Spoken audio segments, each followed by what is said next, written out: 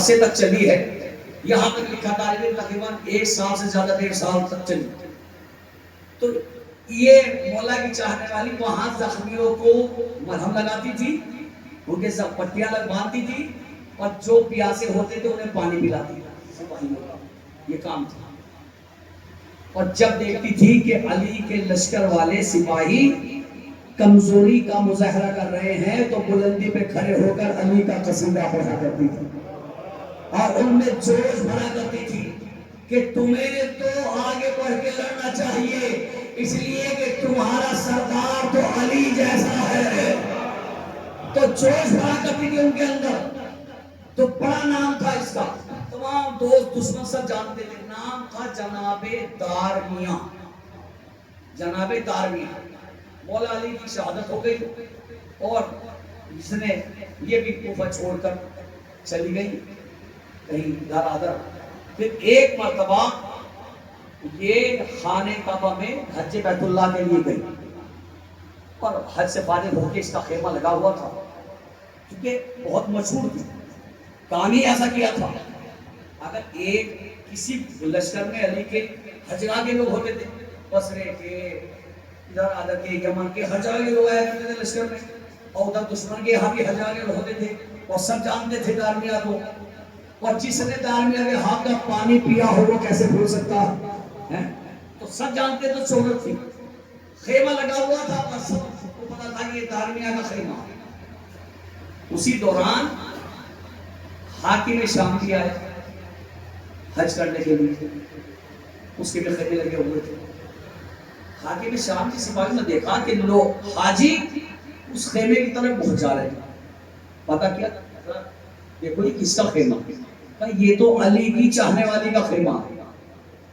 لوگ اس سے ملنے, حج کرنے کے بعد اس سے ملنے آتے تھے کہ اس کی بڑی عظمت ہے.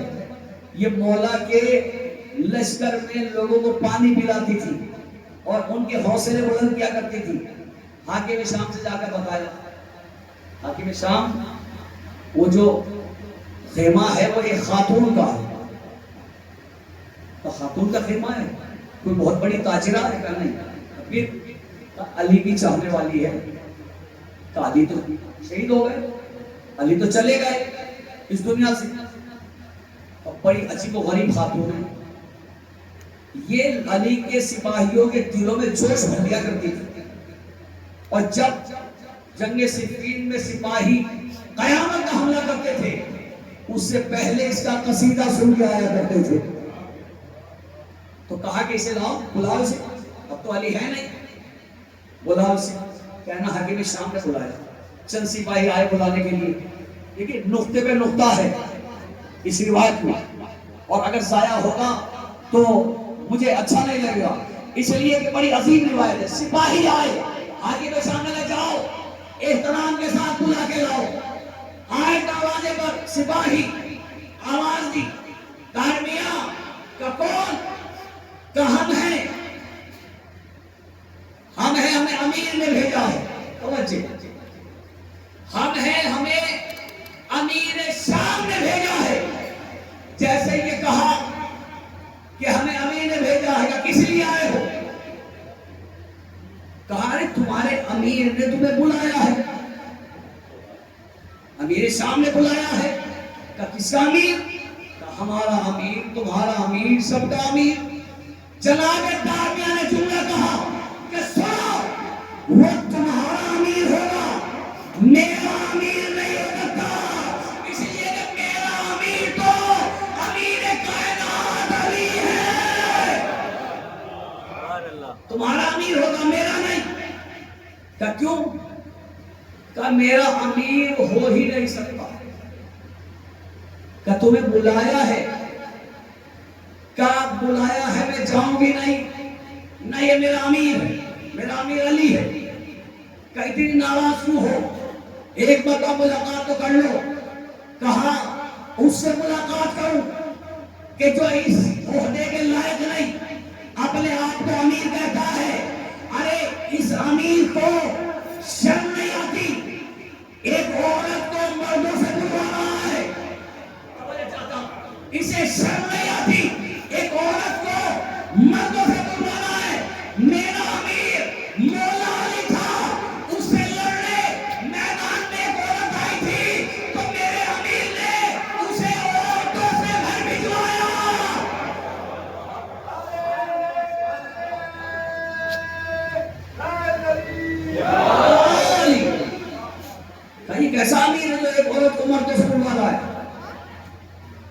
کے بلایا ہے کچھ بات کرنے کا، کہہ دو میں نہیں آؤں گی. سپاہی کہے کہ وہ نہیں آؤں. کہا جاؤ سے توڑو، لالچ دو، لالچ دے کے توڑ کے لاؤ. لالچ دیا لیکن وہ ٹوٹنے والی. علی والے کبھی لالچ میں نہیں آتے، وہ لالچ میں نہیں آتے. بہت کوشش کی توڑنے کی لیکن نہ توڑ سکے. تو کہا کہ آخر کیا وجہ ہے؟ توجہ، تم کیوں نہیں چلتی حاکم کے پاس؟ کہا میرا کوئی کام نہیں حاکم کے پاس، میں جا کر کیا کروں گی؟ کپر حاکم کو تو ہے کام. توجہ، حاکم کو تو کام ہے. تو کہا اگر حاکم کو کام ہے تو دنیا کا اصول یہ ہے کہ پیاسا کنویں کے پاس آتا ہے، کنواں پیاسے کے پاس نہیں جاتا. وہ حاکم شام کہا میں نہیں جاؤں گی. حاکم شام نے کہا چلو ٹھیک ہے ہم خود چلتے ہیں. مال و اسباب اکٹھا کیا دینے کے لیے، لا توڑنے کے لیے. خود چل کر سپاہیوں کے ساتھ دارمیہ کے خیمے کے پاس آیا. حاکم شام معمولی بات نہیں ہے، بہت بڑی بات ہے. ایک علی کی چاہنے والی اس نے اپنے دروازے پر حاکم شام کو بلا لیا. حاکم شام نے کہا کہ دارمیہ تم آئی نہیں؟ کہا نہیں. علی کے بعد مجھے کسی کے پاس بیٹھنا اچھا نہیں لگتا. کہا کہ دارمیہ یہ بتاؤ، کھاتی تم بھی ہو کھاتے ہم بھی، پیتی تم بھی ہو پیتے ہم بھی ہیں. دو آنکھ ہمارے، دو تمہارے، دو کان ہمارے، دو تمہارے، دو ہاتھ ہمارے، دو تمہارے. جیسے تم انسان ایسے ہی ہم انسان، سب کچھ ایسا ہی ہے. پھر کیا وجہ ہے کہ تمہارے دل میں علی کی محبت بہت زیادہ ہے، ہمارے دل میں تو علی کی محبت نہیں. توجہ، جملے کے لیے بڑی روایت پڑی ہے کہ تمہارے دل میں علی کی محبت ہے، ہمارے دل میں تو علی کی اتنی محبت نہیں. جناب دارمیہ نے تاریخی جملہ کہا، جناب دارمیہ نے سن، حاکم شام علی کی محبت ایک مقناطیسی ہے. بھائی توجہ، سلام پڑھے محمد والے.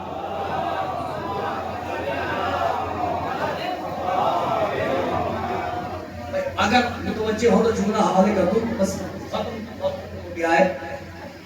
جناب دارمیہ سے حاکم شام نے کہا کہ جیسے تم ہو ایسے ہی، جیسی تم ہو ایسے ہی ہم ہیں. آنکھ کان ناک کھانا پینا سب کچھ ایک جیسا. پھر کیا وجہ ہے تمہارے دل میں علی کی اتنی محبت، ہمارے دل میں تو علی کی اتنی محبت نہیں. جناب دارمیہ نے کہا علی کی محبت ایک مقناطیسی ہے، چمبک ایک مقناطیسی ہے. اور مقناطیسی کی صفت یہ ہے وہ لوہے کو کھینچتی ہے، چوڑے کرکٹ کو نہیں کھینچتی.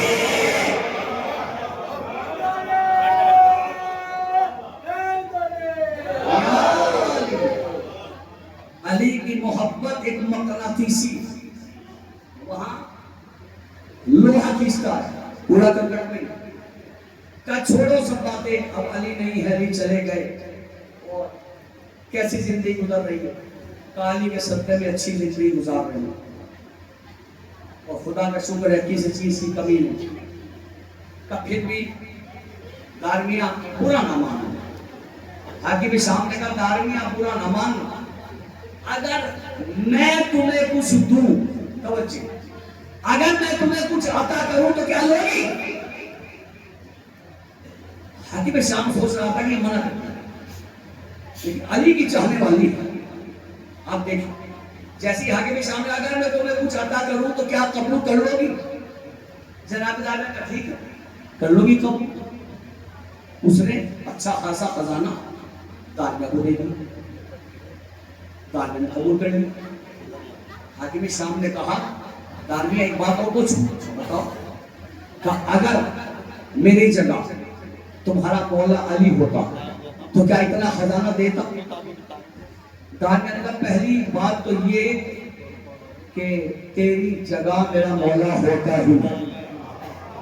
خدا کی کیا جملہ ہے جناب دارمیہ کا. پہلی بات تو یہ کہ تیری جگہ میرا مولا ہوتا ہی نہیں، اس لیے کہ میری مولا کی جگہ الگ ہے، تیری جگہ الگ ہے.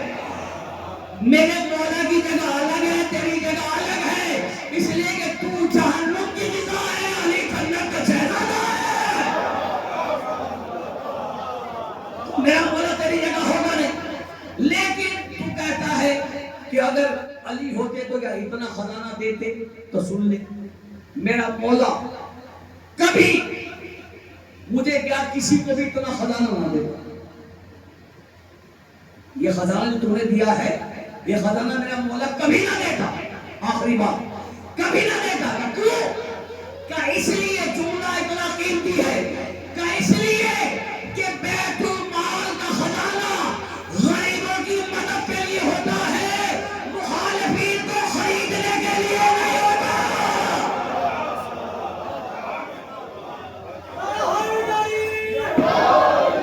تیرے مردان نور ازدا قوت پروردگار لا فتح الا للہ سیف علی ذوالفقار نعرہ حیدری. خزانہ مدد کے لیے ہوتا ہے غریبوں کی، مخالفین کی زبان بند کرنے کے لیے نہیں ہوتا، مخالفین کو خریدنے کے لیے نہیں ہوتا. یہ بیت المال کا خزانہ ہے جو مجھے دے رہا ہے، اس لیے میں نے قبول کر لیا، اس لیے کہ اس پہ تیرا کوئی حق نہیں ہے، یہ تو غریبوں کا حق ہے، اس لیے قبول کر لیا. وہ سمجھ رہا تھا یہ ٹوٹ کر میرے پاس آ جائے گی، میرے قصیدے پڑھنے لگی. جب حاکم شام اٹھ کے جانے لگا تو جناب تاجدار نے کہا سن، یاد رکھ کبھی بھول کر بھی کسی علی والے کو اپنے دائرے میں داخل کرنے کی کوشش نہ کرنا، اس لیے کہ جو علی کا ہو جاتا ہے بس ہو جاتا ہے، پھر وہ کسی اور کا نہیں ہوتا، علی کا ہو جاتا ہے. اس لیے کہ اس محبت میں بڑا ہی مزہ، کیا کہنے میرے مولا علی کی، کیا شان میرے مولا علی کی. دو منٹ اور پڑھ سکتا ہوں. صلاۃ پڑھیں محمد والے.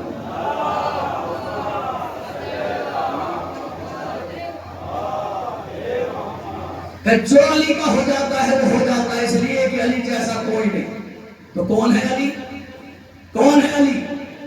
امیروں کا امیر، غریبوں کا دستگیر، اسلام کی جاگیر، قرآن کی تفسیر، گلشن ہستی کی بہار، عرص جمال کردگار، رونق لیل و نہار، قاسم خلد و نار، تسکین قلب بیمار، جس کا پسینہ جنت کی خوشبو، چہرے کی چمک سلسبیل کی آبرو، بزم ہستی کو سجانے والا، کائنات کو جملانے والا، صاحب رحمت، روح عبادت، شان ریاضت، منع جود و صفا، مخرج صدق و صفا، باب علم، شہر علم، موج سخاوت، جان شجاعت، رجل کرار عسکریت، حامل ذوالفقار شہنشاہیت، جری سخی وسیع ولی علی.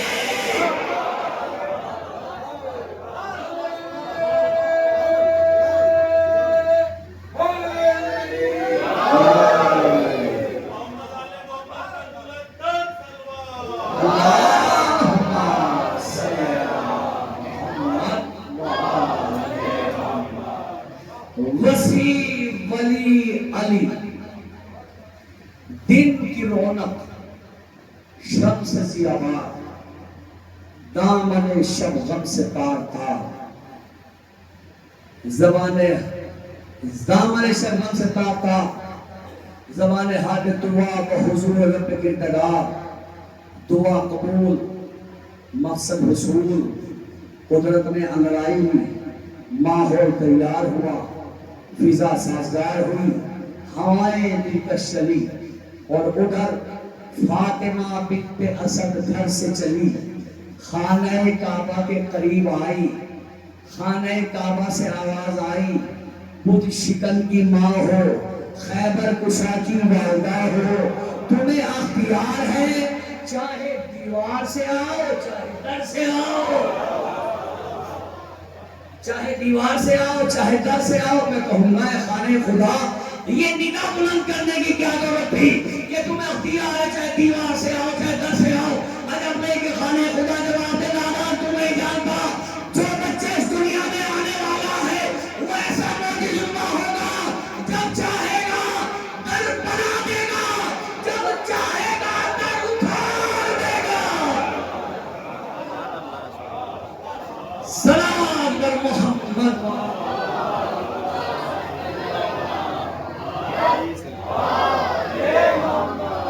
ہر دو دور کا علی ایسا ہی ہے، چاہے پہلے علی کو دیکھیں، چاہے بڑے علی کو دیکھیں، چاہے چھوٹے علی کو دیکھیں، اس گھرانے کے جتنے علی ہیں وہ سب ایک جیسے ہیں، نہ لہجہ بدلا، نہ صورت بدلی، نہ سیرت بدلی، نہ انداز بدلا، کچھ نہیں بدلا، سب علی ایک جیسے ہیں۔ اور جس علی سے منسوب آج کی بات ہے، یہ علی بڑا حسین و جمیل تھا، اتنا خوبصورت تھا یہ میرا مولا کہ دیکھنے والے کہتے تھے کہ یہ شبیہ پیغمبر حضرت علی اکبر نبی کی شبیہ تھی، نور اتنا تھا کہ نگاہیں چہرے پہ ٹکتی نہیں تھی، جب علی اکبر گھر سے نکلتے تھے تو علی کی بیٹی اکبر کے چہرے پر نقاب ڈال کر بھیجتی تھی، کہیں کسی کی نظر نہ لگ جائے، کہیں میرے اکبر کو کسی کی نظر بد نہ لگ جائے، چہرے پر علی اکبر کے نقاب ڈال دیا کرتی تھی زینب۔ اور پیارا اتنا تھا میرے مولا حسین کو اکبر کہ جناب ام لیلہ فرماتی کہ رات کو اکثر میں یہ محسوس کیا کرتی تھی، قسم خدا کی اگر آپ رونا چاہیں تو یہی جملہ رونے کے لیے کافی ہے۔ ام لیلہ فرماتی ہیں کہ رات کو جب میں بستر پر لیٹ جاتی تھی تو اکثر میں یہ محسوس کیا کرتی تھی کہ کوئی سایہ ہے جو اکبر کے گہوارے پہ جھکا ہوا ہے، ساری رات اکبر کے گہوارے پر کوئی سایہ جھکا رہتا تھا۔ ام لیلہ فرماتی ہے ایک روز میری آنکھ کھل گئی، میں نے دیکھا کوئی سایہ جھکا ہوا ہے، میں نے پوچھا کون؟ آواز آئی ام لیلہ سو جاؤ، کوئی نہیں، میں حسین ام لیلہ کہتی ہے میں نے کہا میرے والی و وارث اکبر پورے دن آپ کے پاس رہتی ہے، کیا آپ کا اکبر سے دل نہیں بھرتا؟ تو رو کر کہتے ہیں حسین ام لیلہ میں کیا کروں، میرا اکبر سے دل نہیں بھرتا۔ اللہ اکبر، ہر وقت حسین چاہتے تھے کہ اکبر نگاہوں کے سامنے رہے۔ آپ اندازہ لگائیں کہ اس وقت حسین کا کیا عالم ہوا ہوگا کہ جب وہی اکبر حسین سے مرنے کی اجازت لینے آیا ہوگا۔ علی اکبر امام حسین کی بارگاہ میں کھڑے ہیں تو کہتے ہیں بابا مجھے مرنے کی اجازت دے دیجیے۔ امام حسین کہتے ہیں میرے لال علی اکبر پہلے 18 برس پالنے والی بھومی سے اجازت لے آؤ، اگر زینب نے اجازت دے دی تو حسین بھی اجازت دے دے گا۔ علی اکبر ایک مرتبہ روتے ہوئے جناب زینب کے خیمے میں آئے اور آ کر کہتے ہیں بھوبی اماں بابا رنگ کی اجازت نہیں دیتے، اے بھوبی اماں بابا نے کہا ہے پہلے اپنی بھوبی سے باندھنے والی سے اجازت لے آؤ، اے بھوبی اماں مجھے مقتل میں جانے کی اجازت چاہیے۔ جناب زینب نے علی اکبر کو سر سے پاؤں تک دیکھا اور دیکھنے کے بعد کہا میرے لال اکبر تجھ جیسے کریل جوان بیٹے تلواروں کے لیے نہیں پالے جاتے ہیں، اے میرے لال میں تجھے کیسے مرنے کی اجازت دے دوں، اے میرے لال اگر تو چلا گیا تو زینب مر جائے گی۔ علی اکبر کہتے ہیں بھوبی اماں اچھا یہ بتائیے کہ اگر آپ سے روز محشر دادی نے یہ سوال کر لیا اے زینب اتنا بتا کہ تجھے تیرا اکبر زیادہ عزیز تھا یا میرا حسین زیادہ عزیز تھا، تو اس وقت کیا جواب دو گی؟ زینب نے کہا اکبر حسین پہ تجھ جیسے 1000 اکبر قربان، حسین پہ تجھ جیسے 1000 اکبر قربان۔ کہا بھوبی اماں پھر مرنے کی اجازت دے دو، کہا ایسے نہیں، جاؤ اپنے بابا کو بلا کر لاؤ، میرے ماجائے کو بلا کر لاؤ۔ حسین آئے، جب حسین آئے جناب زینب نے کہا اے میرے ماجائے حسین، میں نے آپ کو اس لیے بلایا ہے تاکہ میں آپ سے ایک سوال کروں، کہا بتائیے کیا سوال ہے؟ جناب زینب نے کہا اے میرے ماجائے حسین، یہ بتائیے کہ جب آپ نے اکبر کو میرے حوالے کیا تھا اس وقت اکبر کی عمر کیا تھی؟ امام حسین نے کہا چند دنوں کے تھے علی اکبر جب میں نے اکبر کو تمہاری آغوش میں ڈالا۔ جناب زینب نے کہا اور اب اس وقت اکبر کی عمر کیا ہے؟ کہا 18 سال۔ بس زینب نے اکبر کا ہاتھ پکڑا، حسین کے ہاتھ میں دے دیا اور دینے کے بعد کہا ماجائے حسین یہ میرے 18 برس کی کمائی ہے۔ اے میرے ماجائے حسین 18 برس میں زینب نے اکبر کے جسم پر مٹی نہیں لگنے دی۔ اے میرے حسین 18 برس کی کمائی ارے خاک میں نہ ملا۔ اجرکم علی الحسین۔ لوہا اکبر کو جناب زینب نے اجازت دی۔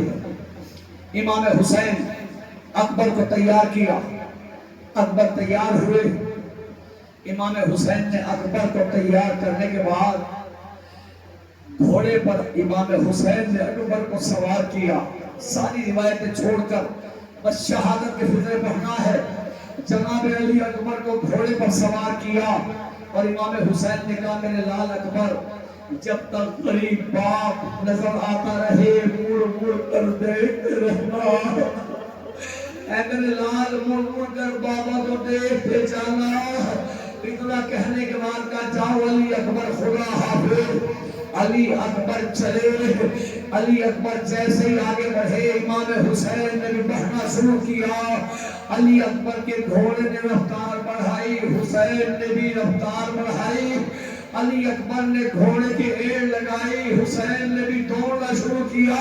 حسین دوڑتے جاتے اور کہتے جاتے ہیں یا بنیا مہلا مہلا۔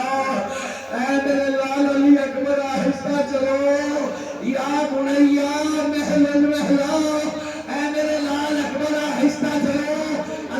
علی اکبر کا گھوڑا تیزی سے دوڑ رہا تھا، فاطمہ کا لال پیچھے پیچھے دوڑ رہا تھا۔ اچانک حسین کا پاؤں اب آگے دامن میں الجھا، فاطمہ کا لال زمین پہ منہ کے بل گرا۔ ارے جیسے ہی حسین گرے ایک مرغا پوش بی بی دوڑتی ہوئی اکبر کے گھوڑے کے سامنے آئی، لگام کو پکڑا، اکبر میرا حسین گر گیا۔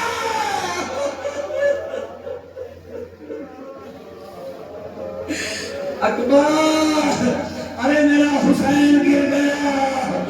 عزادارو اکبر واپس پلٹے، آنے کے بعد کہا بابا آپ تو رخصت کر چکے تھے، یہ آپ پیچھے پیچھے کیوں آ رہے ہیں؟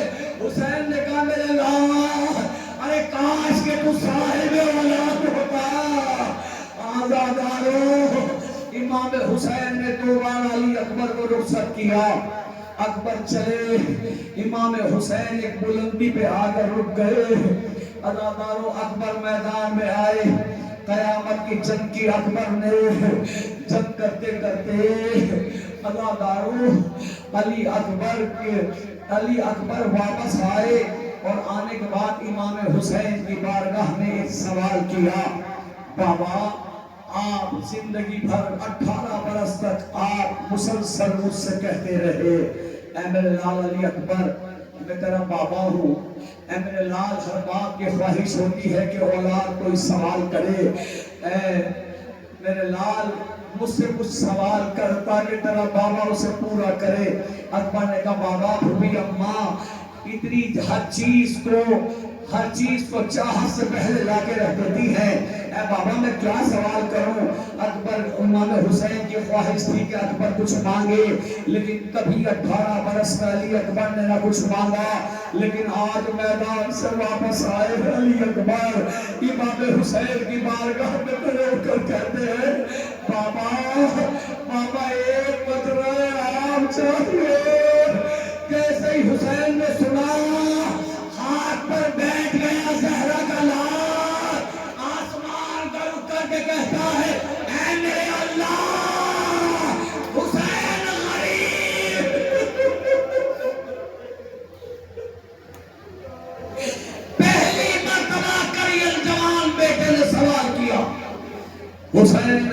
تو پانی نہ دے سکے۔ امام حسین نے آپ سنتے رہتے ہیں کربلا میں جو سب سے زیادہ پیاسا تھا اسے حسین کہہ دیا۔ ہر شہید نے پیاس کا اظہار کیا لیکن حسین نے کسی سے نہ کہا کہ میں پیاسا ہوں۔ یہ اکبر کبھی پانی نہ مانگتے لیکن اکبر نے پانی اس لیے مانگا تاکہ دنیا کو پتہ چل جائے میرا بابا کتنا پیاسا ہے۔ حسین سے اکبر نے پانی مانگا، امام حسین نے کہا اکبر اے میرے لال اپنی زبان میرے دہن میں دے دو۔ جیسے ہی اکبر نے باپ کے دہن میں زبان کو رکھا فوراً واپس کھینچ لیا اور کہتے بابا آپ کی زبان پہ کانٹے اگے ہوئے ہیں، اے بابا آپ بہت پیاسے ہیں۔ حسین نے اپنے ہاتھ کے مشتری کو اتارا، علی اکبر کے دہن میں رکھا کہ جاؤ میرے لال، اے میرے لال جاؤ، تمہارے دادا تمہیں حوض کوثر سے سیراب کریں گے۔ آ گئے علی اکبر دوبارہ میدان میں، پھر قیامت کی جنگ کی۔ اکبر جنگ کر رہے تھے، ہم نے سنا کہ اکبر کے دھوکے سے ایک ظالم نے نیزہ مارا، لیکن میں نے جملہ پڑھا ہے کہ اکبر کے نیزہ ایک نہیں لگا تھا، اکبر کے کوئی ایک وقت دو نیزے لگے تھے۔ ایک پشت سے نیزہ لگا تھا، ایک سامنے سے نیزہ لگا تھا۔ ایک نے نیزہ کھینچ لیا لیکن ایک ظالم نے نیزے کو سینے میں توڑ دیا۔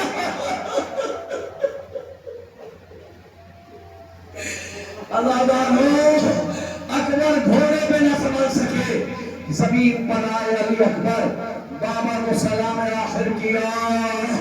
امام حسین نے سنا، عزادار حسین مکہ کی طرف دوڑے، اے میرے لال ارے ہمیں آواز دو، ہمیں کچھ نظر نہیں آتا۔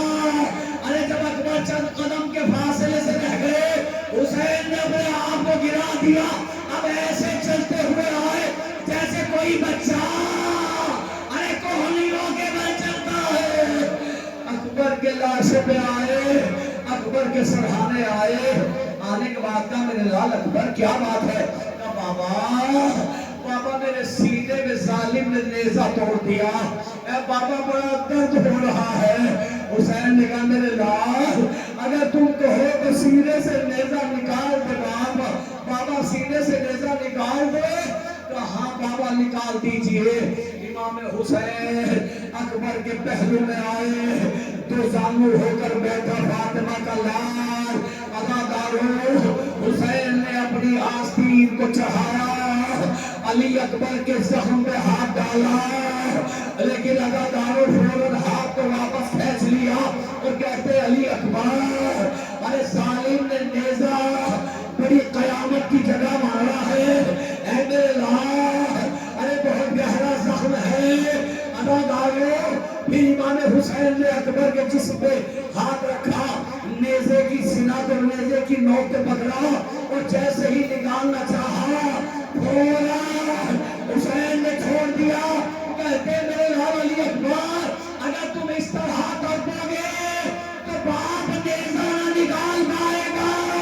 علی اکبر کہتے بابا آپ کی قسم میں نہیں تڑپا، یہ زمین کو زلزلہ ہوا۔ عزادارو حسین نے پھر اپنے ہاتھ کو بڑھایا، چاروں طرف حسین نے دیکھا، شاید عباس یاد آ گئے، کوئی ناصر و مددگار نظر نہ آیا۔ حسین روتے ہوئے اکبر کے سینے کی طرف ہاتھ بڑھا رہے تھے کہ اچانک ایک برقع پوش بی بی کا ہاتھ آگے بڑھا، حسین کے ہاتھ کو تھام لیا، آواز دی میرے لال حسین تو نیزہ نکال، میں ناد علی پڑھتی ہوں۔ حسین نے نیزہ کھینچا، نیزے کے ساتھ اکبر کا کلیجہ نکل آیا، حسین تڑپ گئے۔ خیمہ میں قیامت برپا ہوئی، حسین کا اکبر مارا گیا، حسین کی بیماری چلی۔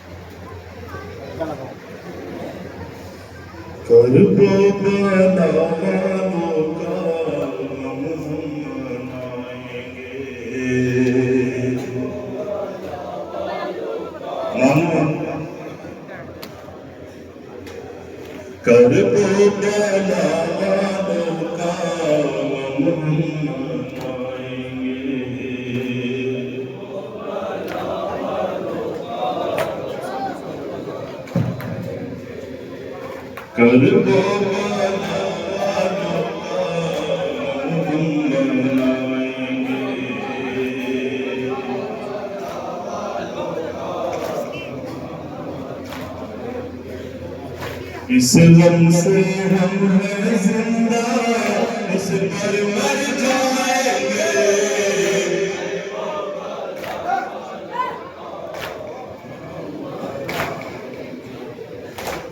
وہ بھلا